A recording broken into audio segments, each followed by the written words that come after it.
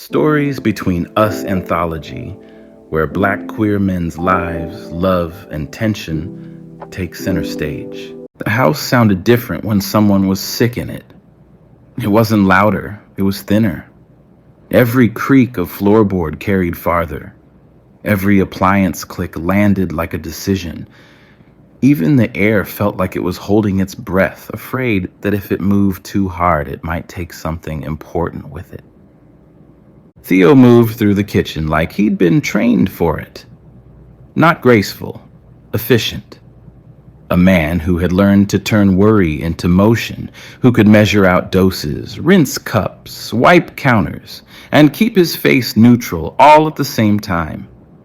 His shoulders stayed squared, his expression stayed calm, his voice stayed useful. It was the middle hour of the night when most people's lives went quiet. In this house, quiet didn't mean rest. Quiet meant listening. He checked the pill organizer again, even though he'd checked it 3 times already. His mother's name, Gloria, was written in Marisa's neat handwriting on the top label, like naming the problem made it manageable. Theo poured water into a glass and watched it rise to the top. His reflection looked back at him in the dark window. His tired eyes, familiar jawline, the kind of face people trusted without asking for proof. He had been the stable one for so long that stability had started to feel like a mask he couldn't remove. From the hallway, he heard the soft, uneven sound of breathing from his mother's room. Just a fragile rhythm that determined when someone needed to check on her. He kept moving. He kept doing. Because if he stopped, he would feel the thing he'd been avoiding all day. That there was no amount of cleaning, dosing, organizing, or planning that could undo what was happening. A knock came at the front door, not loud. More like someone respecting the grief on the other side of the door. Theo paused with the glass in his hand. A knock at this hour meant either bad news or someone who knew that night had become their new normal. He set the glass down and opened the door. Nolan stood there with a duffel bag over one shoulder and an overnight tote in his hand, as if he'd packed for a stay he wasn't sure he was allowed to take. He looked tired too, but it sat differently on him, like he'd been traveling with it for years. His eyes found Theo's face, then flicked past him toward the dark hallway, toward the quiet down the hallway. The energy between them held for a second too long. Theo had seen Nolan before. Birthdays and cookouts.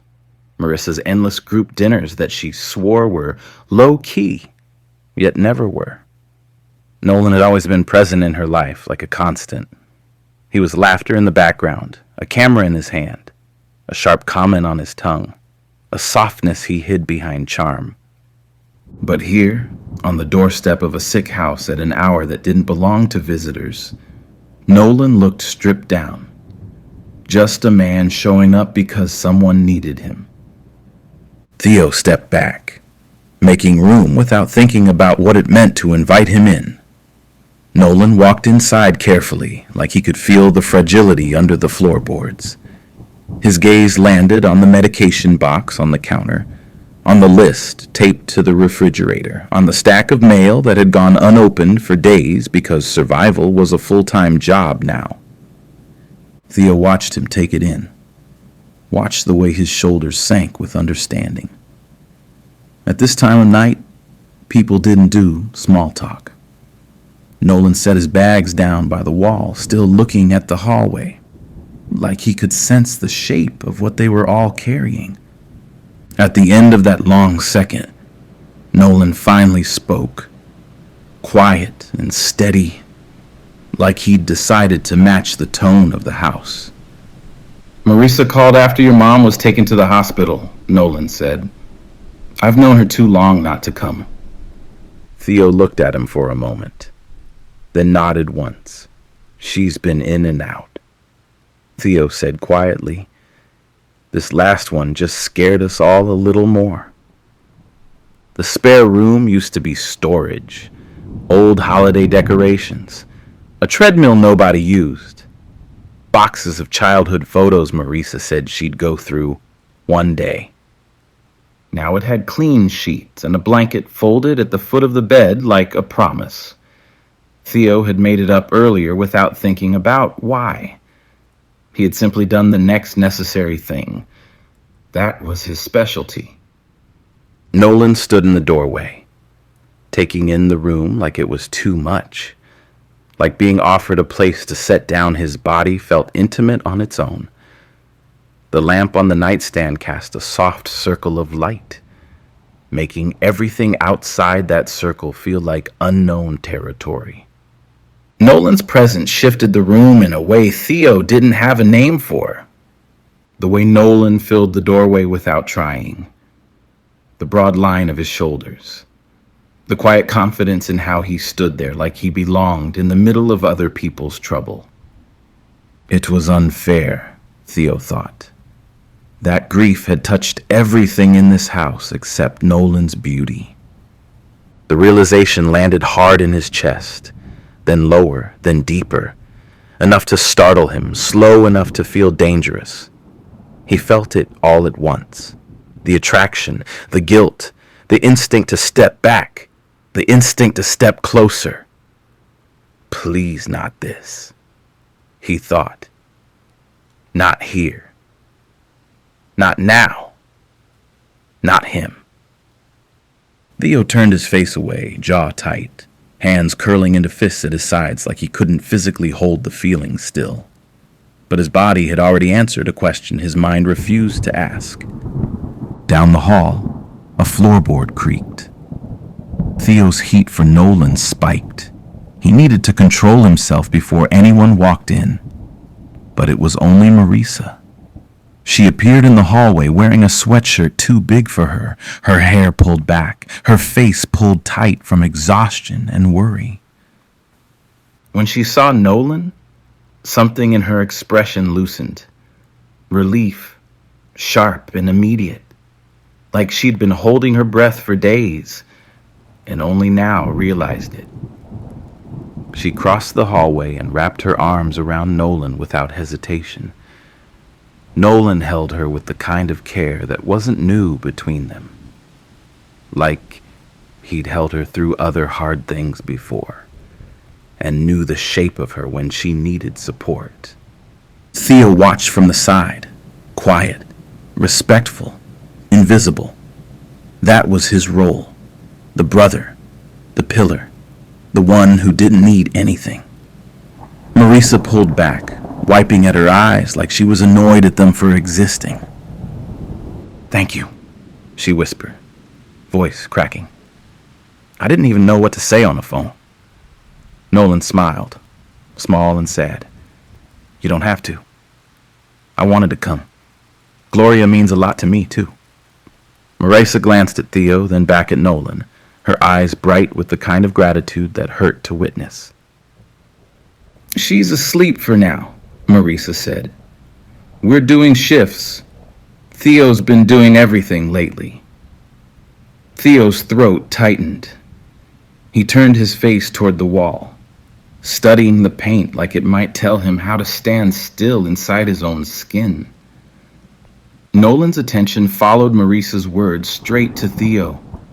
He'd known Theo for years. Calm, quiet, dependable to the point of invisibility. But this version of him was different. He was holding himself together with discipline and love. Masculine in the way he moved. Gentle in the way he listened for his mother's breathing down the hall. It shouldn't have been attractive, but it was. The kind of attraction that surprised Nolan, settled low and slow in his body before he could stop it. Marisa exhaled. "Come sit for a second," she said to Nolan.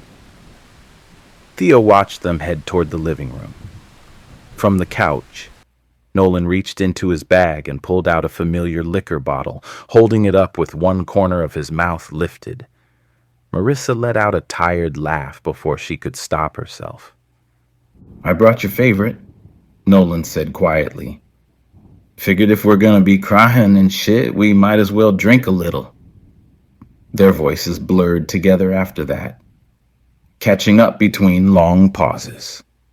Stories that didn't require effort. Laughter that surprised all three of them.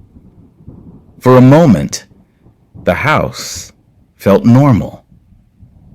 Every time Nolan's voice, warm and deep voice, drifted back toward Theo, he felt something else move under his ribs. Nolan's presence wasn't just support. It was temptation. It was danger. It was the kind of lust people build whole lives trying to forget. Theo turned back to the kitchen, rinsing the same glass twice, keeping his hands busy because stillness was dangerous. And still, he couldn't stop thinking about the way Nolan had looked at him earlier. Later, when Marisa finally stood, rubbing her face and heading toward her room, she paused in the hallway. "I'm going to try to sleep," she said softly. "Theo, you can show Nolan the guest room."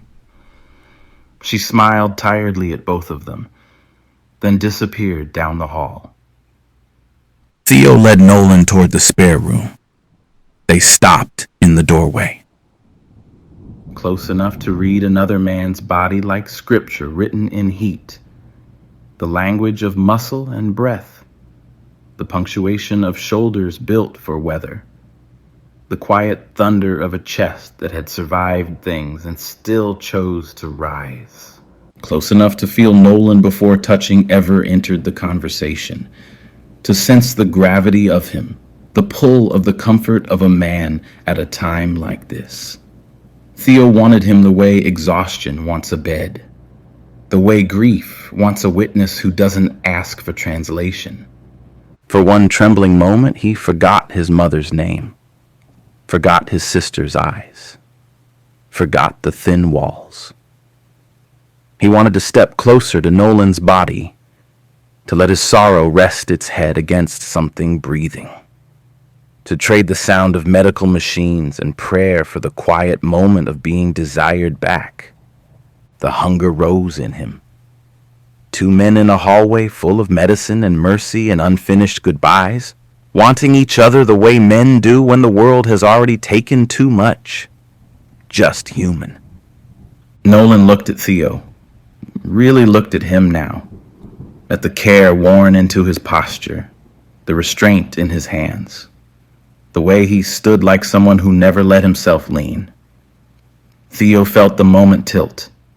For one quiet second, neither of them moved. It would have been easy. It would have been wrong. They both seemed to realize it at the same time. Theo stepped back first. Nolan cleared his throat. "Good night. Try to get some sleep," Nolan said softly. "Yeah, I'll try. Thanks for being here," Theo answered. Theo turned away, heart too loud, walking back down the hallway alone.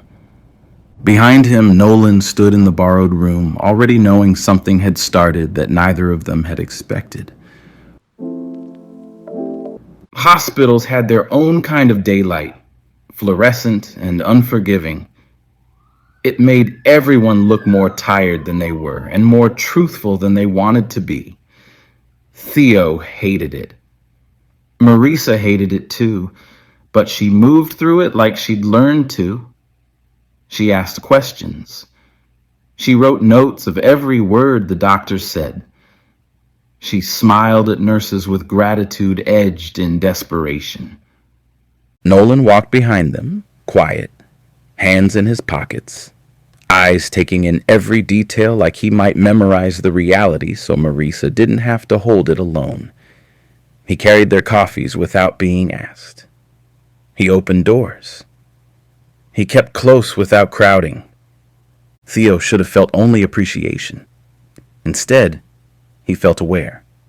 Aware of Nolan's nearness, of the way Nolan's eyes kept drifting to him when Marisa wasn't looking.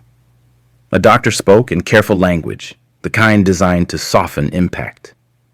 Theo heard the limits in the doctor's voice, the careful omissions, the words meant to soften what couldn't be softened. He watched Marisa take it in, chin lifting, eyes wetting, breath measured back into place like discipline. Nolan's hand rose toward her elbow, paused there, offering balance without presuming it was his right to hold her. He watched himself stay still because if he moved, he might fall apart. When the doctor left, Marisa forced a smile that didn't reach her eyes. "Okay," she said, voice too bright. "Okay, we can do this. We can handle this." She said it like repeating it made it true. Nolan nodded, calm. "We will. Together." Theo stared at the floor, jaw clenched. They walked the hallway back toward the waiting area, past other families carrying their own private tragedies. Nolan lagged behind for a second, then matched Theo's pace. Theo didn't look back, but he knew Nolan was there.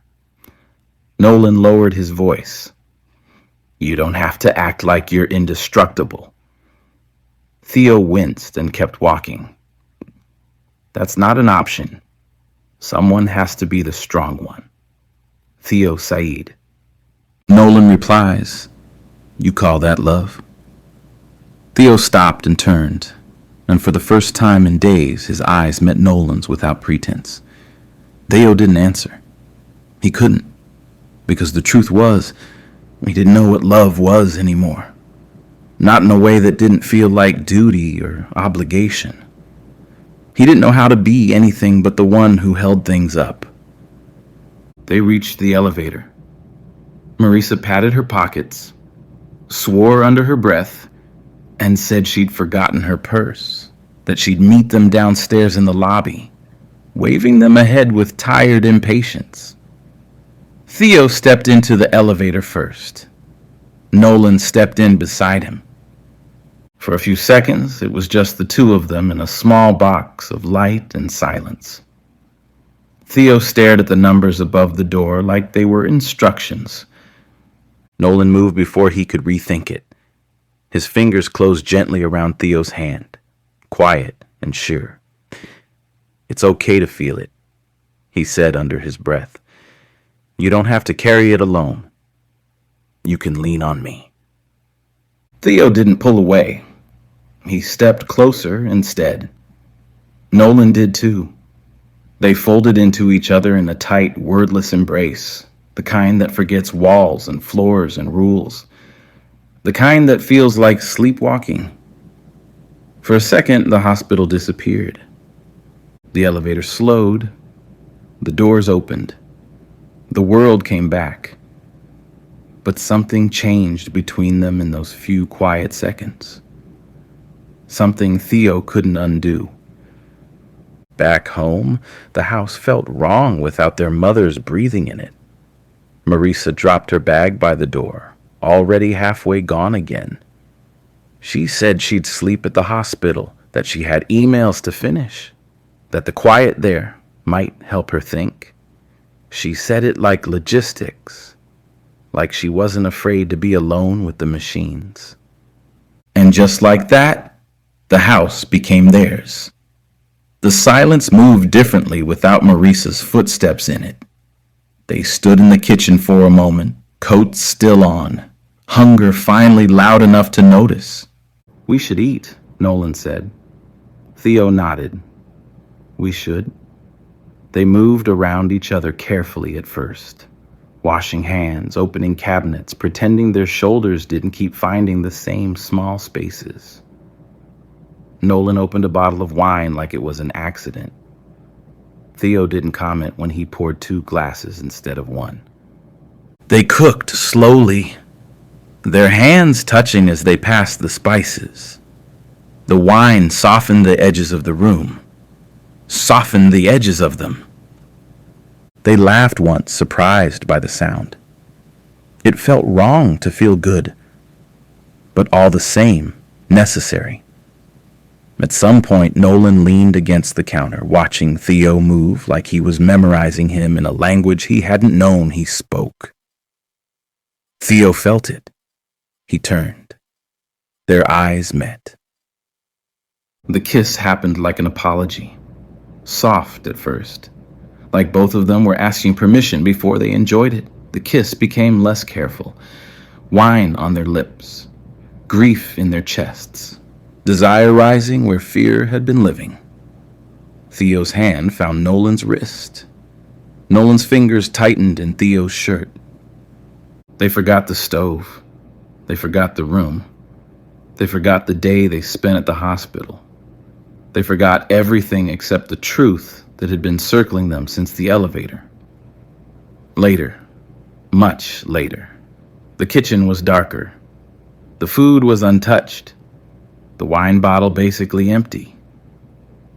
Theo didn't let the moment slip.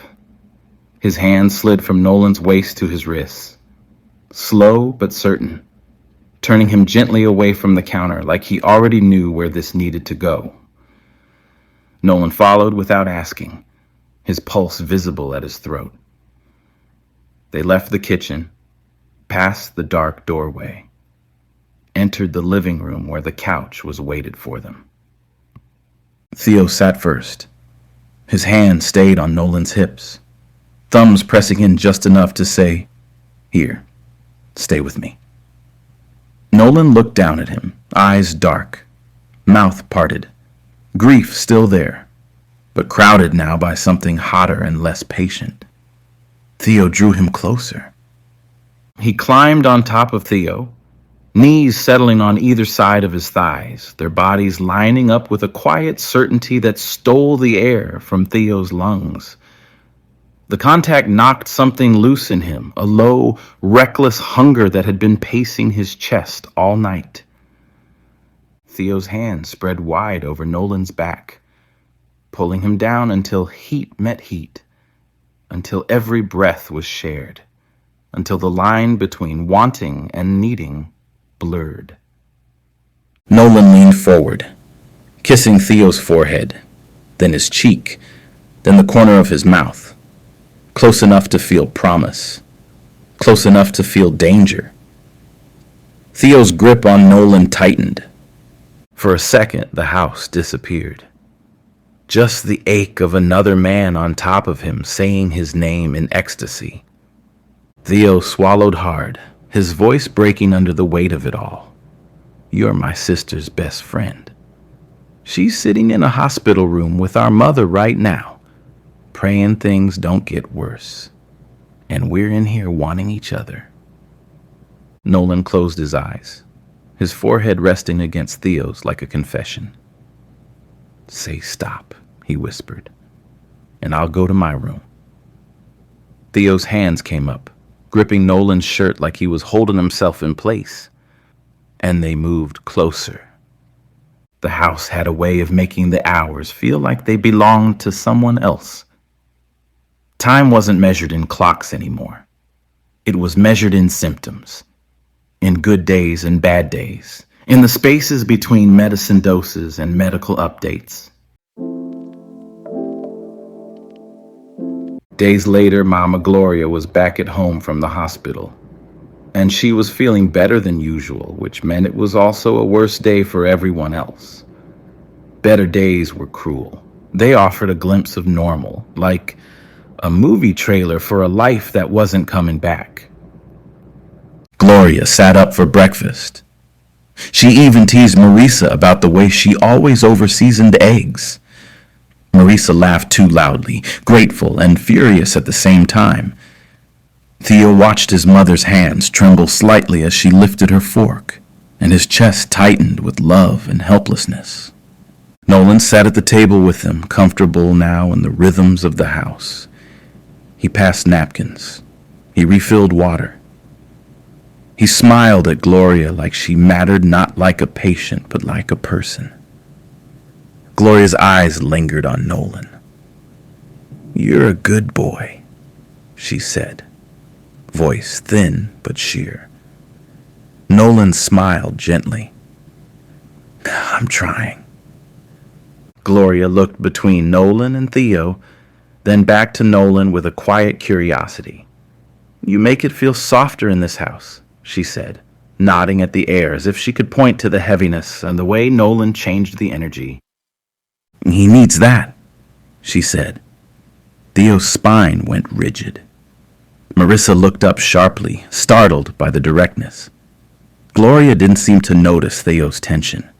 She simply reached for her tea with shaking hands. Marisa's eyes moved from her mother to Theo, then to Nolan, and Theo felt suddenly like the room had brightened too much, like the walls were too thin, like his thoughts were being projected onto the ceiling.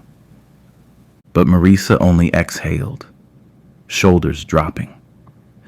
After breakfast, while Theo cleaned up and Nolan checked Gloria's medication list with Marisa's voice softened into something almost childlike.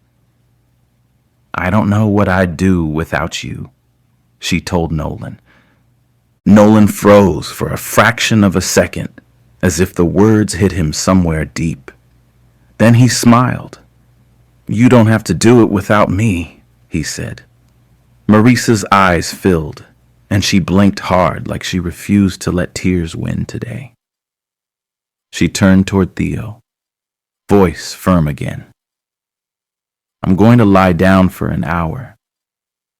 Nolan, if you need anything, wake me." "We're going to get through this," Marisa said, while looking at Theo. Theo felt the sentence land like a weight and a prayer. He watched Marisa walk away down the hallway, leaving Theo and Nolan alone in the kitchen again, surrounded by dishes and medication and the echo of Gloria's words. He needs that. Theo stood at the counter with his hands planted, shoulders tight, breathing controlled. The normal things in the kitchen were still where they'd always been, but nothing felt neutral anymore. What they'd done didn't disappear when they stopped touching. Theo thought about Marisa the way she had looked earlier, tired but still grateful. How she trusted both of them. That trust hadn't changed. That was the problem. Nolan felt it too. They were living in the aftermath of closeness turned to consequence.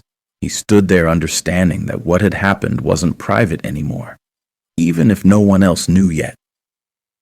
They weren't just carrying guilt. They were carrying information. Information they would now have to keep from the person who trusted them the most. Theo understood then that what he'd done hadn't made him reckless. It had made him someone else. Nolan spoke first, voice low, testing the idea as he said it. "She trusts us both, but maybe this stays between us." Theo didn't answer right away. "For now," Nolan added, "until things settle." Theo nodded in agreement.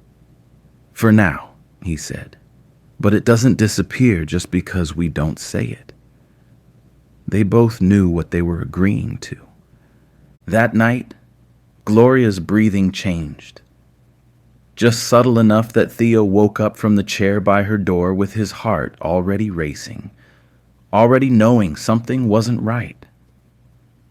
He stood in the doorway, watching his mother sleep, watching her chest rise and fall like it was negotiating with the air. The house felt colder even though the thermostat hadn't changed. He heard Nolan behind him in the hallway, a soft presence that had become instinctive. Nolan didn't speak. He simply stood a few feet away, giving Theo space to be a son. Marisa appeared behind Nolan, hair messy, face tense. She pressed a hand to her mouth as she watched their mother, trying not to panic. Theo stepped into the room quietly and adjusted Gloria's blanket. Gloria's eyes fluttered open. For a moment, she looked confused. Then she looked at Theo, and something in her expression softened like she recognized him not as the man holding everything up, but as her child. Her hand lifted weakly, searching. Theo took it immediately, wrapping his fingers around hers. Marisa stepped closer on the other side of the bed, taking Gloria's other hand, her eyes shining. Nolan stayed near the doorway, respectful, present, silent. Gloria's gaze drifted past Theo and Marisa to Nolan, and she smiled faintly. "You're still here," she whispered. Nolan nodded, voice gentle. "Yes, ma'am." Gloria's eyes returned to Theo. Her voice was thin, but the words were clear enough to cut. "Don't be so strong you become lonely, both of you," she whispered. Gloria's eyes closed again as she drifted back to sleep. Outside the bedroom, Marisa's phone buzzed quietly with another message from a relative asking for updates. Theo stayed still, holding his mother's hand until her breathing settled back into its fragile rhythm. When he finally stepped out into the hallway, Marisa leaned her forehead against the wall and let out a sound that was half laugh, half sob. Nolan stepped toward her without hesitation and wrapped her in his arms. Marisa clung to him like she might dissolve otherwise. Theo watched them, his sister held by the man she trusted most, the man Theo had been standing too close to in the dark, the man whose presence had started to feel like a door Theo couldn't unsee. Nolan looked over Marisa's shoulder and met Theo's eyes, just a quiet understanding between them. Marisa pulled back, wiping her face, trying to recover dignity. "I'm sorry," she whispered. Nolan shook his head. "Don't ever be sorry for showing emotions." Marisa looked at both of them, then forced a tired smile. "We'll be okay," she said, like a spell. Theo's chest tightened, because he didn't know what okay meant anymore. Later, when Marisa finally returned to the couch and Nolan returned to the spare room, Theo stood in the hallway alone. He walked to the spare room door and stopped. His hand hovered near the frame like he might knock, like he might ask for something he wasn't allowed to want. He didn't knock. He didn't go in, but he didn't walk away either. He stood there long enough to feel the line between them, a line made of loyalty and grief and longing and all the words they refused to say. Theo knew then the line wasn't about Nolan. It was about who he'd already decided to be. Inside the room, Nolan's voice came through the door softly, as if he knew Theo was there, as if he'd been listening too. "Theo," Nolan said, voice gentle, unguarded. "You don't have to come in." Theo swallowed hard, leaning his forehead lightly against the doorframe, eyes closed. Nolan spoke again, slower, like each word mattered. "But if you stay out there," Nolan said, "don't tell yourself it's because you don't want to." Theo's breath shuddered. At the end of the scene, Theo finally answered, voice barely holding itself together. "I want to," Theo whispered. "That's the problem." From the other side of the door, Nolan's reply was quiet and devastating. "We've already crossed the line," Nolan said. "There's no denying ourselves now." Thank you for listening to Stories Between Us Anthology. You can find every episode on YouTube, Spotify, and Apple Podcasts. Rate the show and leave a comment. It helps more people find us.